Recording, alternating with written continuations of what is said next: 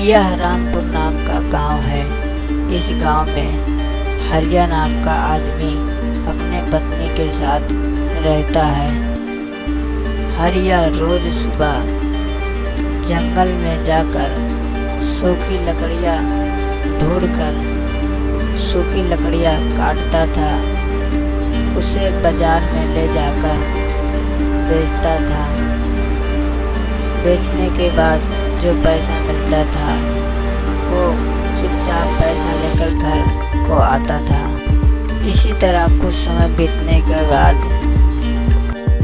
एक दिन हरिया सुबह जल्दी उठकर जंगल की ओर सूखी लकड़ियाँ काटने के लिए चल दिया। वह जंगल में जाकर सूखी लकड़ियाँ ढूंढने लगा।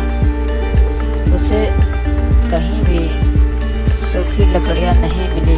वह जंगल में चलते चलते बहुत थक गया था, तो वह एक पेड़ के नीचे बैठकर आराम करने लगा। तभी उसकी नज़र सामने एक सूखी पेड़ पर पड़ी जो नदी के किनारे था। तो मनोहर जल्दी से जाकर पेड़ पे चढ़कर सूखी लकड़ियाँ काटने लगा। तभी उसकी कुल्हाड़ी उसके हाथ से छूटकर पानी में जाकर गिर गया। मनोहर की कुल्हाड़ी पानी में गिर गई तो मनोहर बहुत दुखी हुआ और नदी के किनारे बैठकर जोर जोर से रोने लगा और बोला कि मेरे पास एक ही कुल्हाड़ी थी, वो भी आज नदी में गिर गई। मेरा परिवार कैसे चलेगा।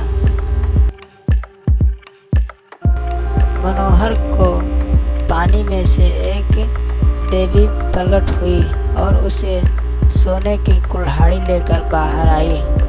तो लकड़हारे से बोली, बोलो ये सोने की कुल्हाड़ी तुम्हारी है?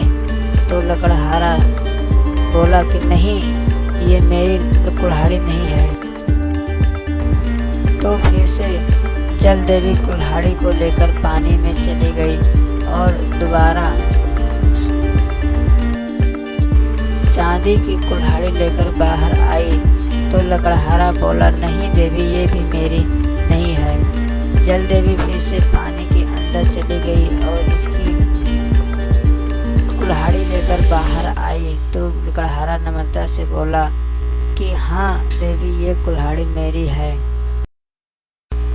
तो जल देवी उसके ईमानदारी पे खुश होकर उसे सोने और चांदी की कुल्हाड़ी तीनों एक साथ उसे दे दिया। उसे लेकर लकड़हारा घर की ओर चला गया और खुशी खुशी से अपना परिवार के साथ रहने लगा।